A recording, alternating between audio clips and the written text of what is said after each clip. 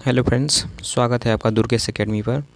Friends, आज की video में हम कवर करने वाले हैं सामाजिक सांस्कृतिक सिद्धांत, सोशल कल्चर थियरी, जिसको देने वाले थे वाइगोत्स्की। लेव वाइगोत्स्की रूस के मनोवैज्ञानिक थे और इन्होंने सामाजिक सांस्कृतिक सिद्धांत का प्रतिपादन किया था। सामाजिक सांस्कृतिक सिद्धांत में क्या बताया गया है, इसको हम समझते हैं। इसमें बताया गया है कि जो बच्चा होता है वो समाज के साथ कैसे सीखता है, तो अंतःक्रिया करके सीखता है, इंटरेक्शन करके सीखता है। कोई भी लड़का है वो अपने समाज के थ्रू सीखेगा, उसकी जो संस्कृति होगी उसको सीखेगा। मतलब वो जहाँ रहेगा उसी कल्चर को वो सीखेगा, उसी समाज से वो सीखेगा। कैसे सीखेगा? अंतःक्रिया करके सीखेगा। इसी के बारे में लेव वाइगोत्स्की ने बताया है। और इसमें देखिए बताया गया है कि जो सामाजिक बच्चा जो होता है वो अंतःक्रिया किसके साथ करता है,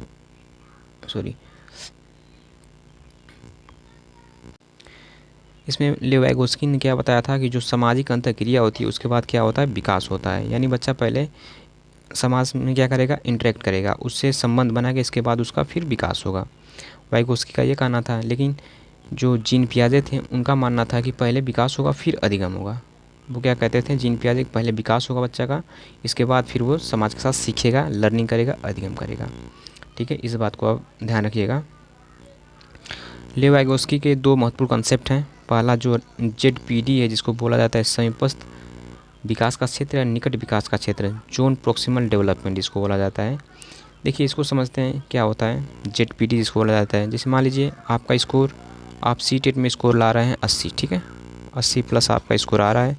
आप लाना चाहते हैं 120 प्लस, 130 प्लस, ठीक है, आप इतना लाना चाहते हैं। तो देखिए इसमें आपका वास्तविक स्कोर क्या है, आप प्रैक्टिस सेट सॉल्व कर रहे हैं तो आपका 80 नंबर आ रहा है, 80 नंबर, 85 नंबर आ रहा है, 90 नंबर नहीं आ रहा है। ठीक है, तो आपका वास्तविक स्कोर क्या है, 80 है, और आप लाना कितना चाहते हैं, 120 लाना चाहते हैं।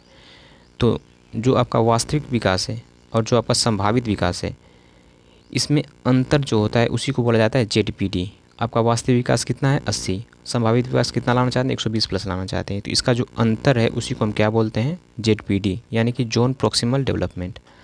आई होप क्लियर हो गया होगा।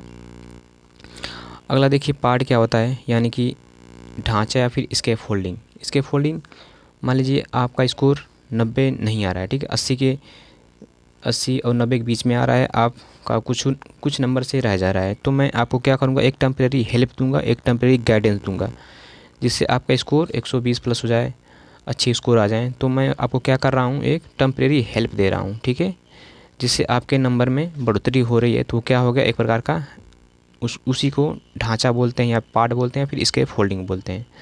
मतलब अगर मैं आपको टेम्परेरी हेल्प दे रहा हूँ या गाइडेंस दे रहा हूँ तो उसको हम क्या बोलेंगे, स्कैफोल्डिंग बोलेंगे, पार्ट बोलेंगे, ढांचा बोलेंगे।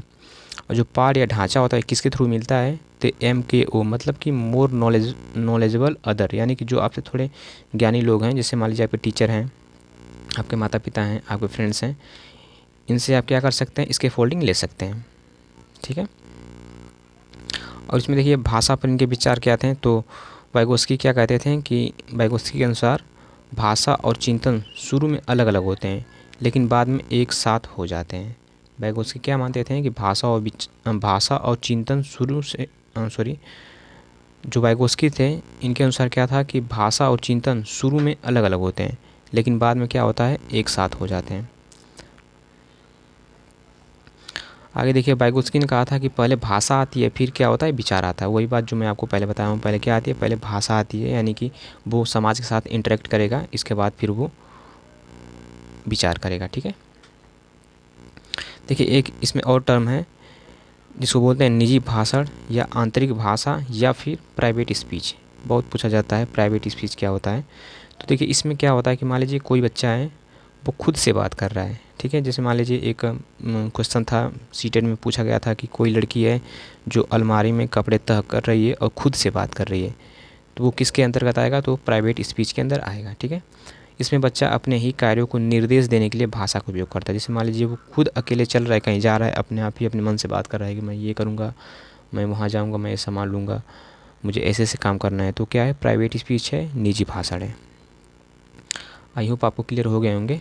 तो इस पर क्वेश्चन आंसर भी बहुत जल्दी लेकर आने वाला हूँ, तो हमारे चैनल के साथ जुड़ जाइए और बहुत ही कम समय में आपकी बहुत अच्छी तैयारी हो जाएगी और आपका सीटेट बहुत ही अच्छे नंबर से क्वालिफाई होगा।